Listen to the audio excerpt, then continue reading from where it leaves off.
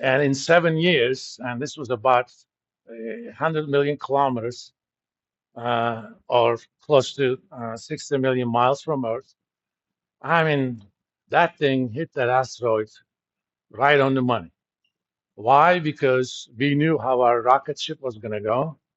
Okay, we knew the planet motion of that asteroid.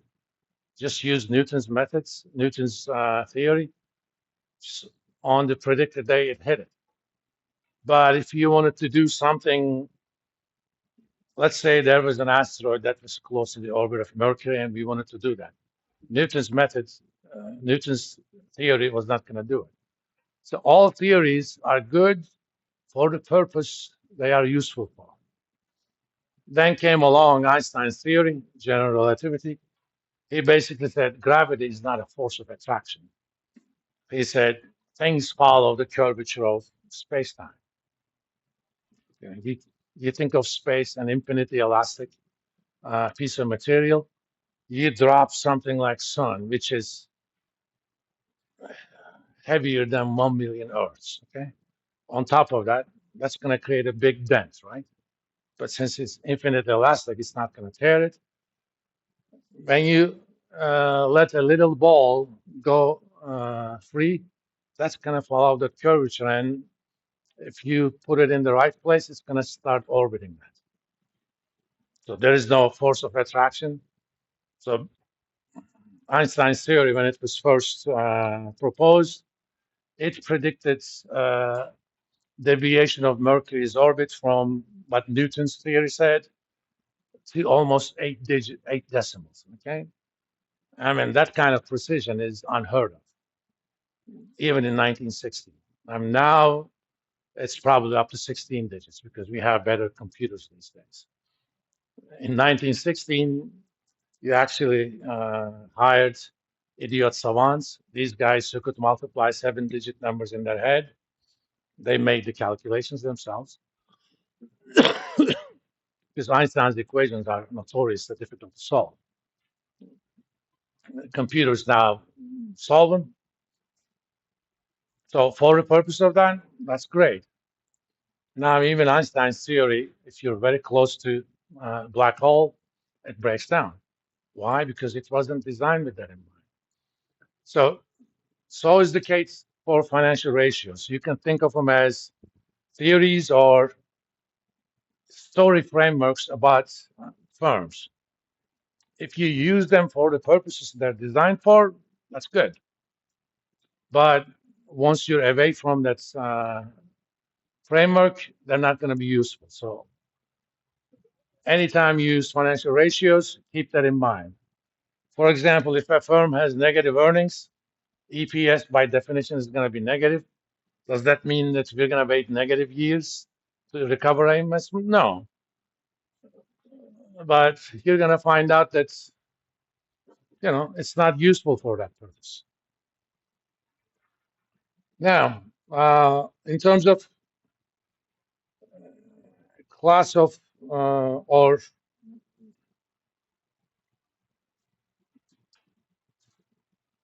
we're going to look at first so-called common size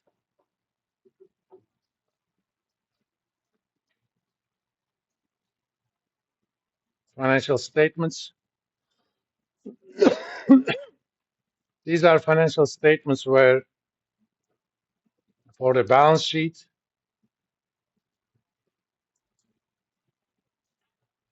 you divide each item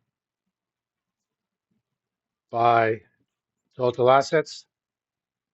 So everything is expressed as a percentage of total assets. And for income statement,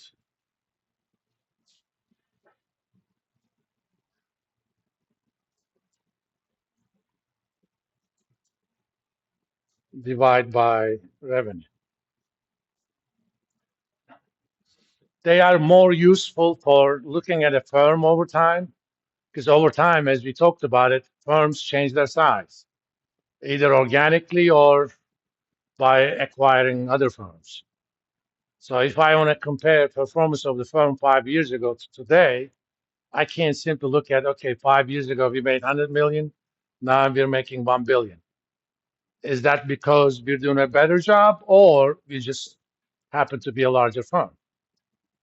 Without taking the size out of the equation, I can't say that.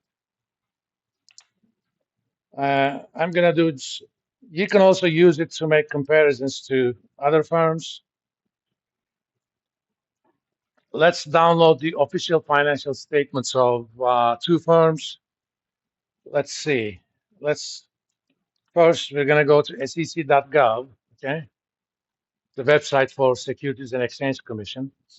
Publicly traded firms have to file their financial statements, audited financial statements, every 3 months, uh, depending upon their fiscal year end. Most firms have a fiscal year that ends on December 31st, but some firms, they have different fiscal year ends. So let's get Netflix. NFLX is the ticker. So let's pick that one. Firms file other things as well. Anytime there is a material information, they have to disclose it. But what we're interested in are 10K and 10Q reports. 10K reports are annual reports that are published at the end of the fiscal year, and 10Q reports are published at the end of quarters other than the last quarter of the fiscal year. For comparison purposes, I'm just going to get the 10K, and it looks like Netflix has a fiscal year that ends on December 31st. I'm going to hit filing, interactive data, and SEC allows you to get any table that's in this filing as an Excel document.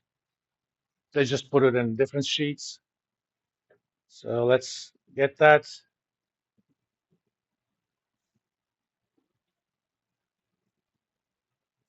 So this is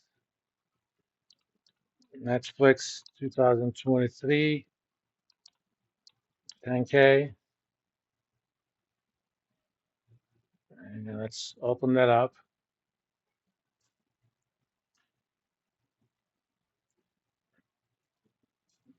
For example, this is the income statement. Unfortunately, there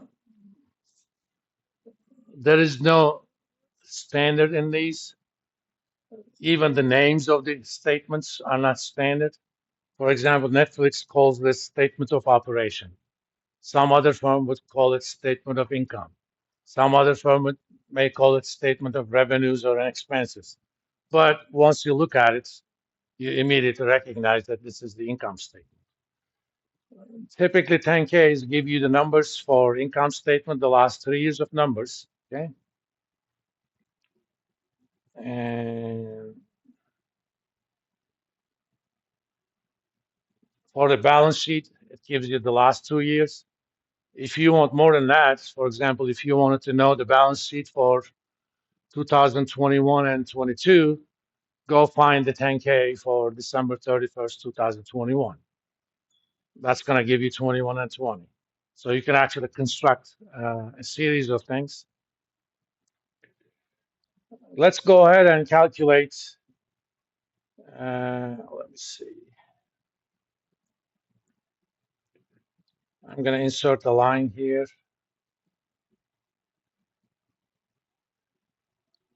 I'm going to copy these and paste them here.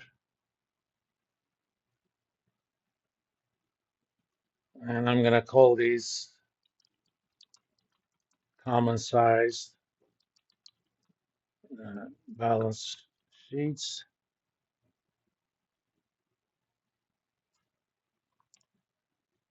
I actually want to combine these two cells. Let me also make it a bit bigger. Control mouse key zooms in and out, by the way. This little thing, it's called merge and center. it makes those two cells as one. Now, I'm going to also do that. And I'm going to go ahead for each item. I'm going to, let me make this, again, pay attention to units. Here, they're in thousands. A lot of companies do it in millions. So I'm going to take the cash and cash equivalents and divide that by total assets. First, I like converting that into percentage format. Internally, it doesn't matter.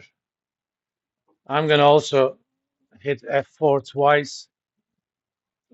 That way, when I copy and paste that formula, the row reference is going to be fixed. Remember, we're civilized people.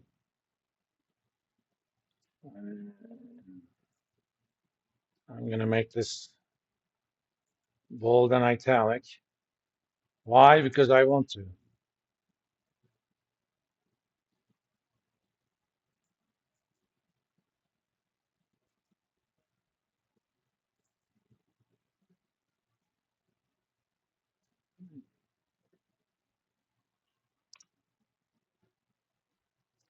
These are probably not important.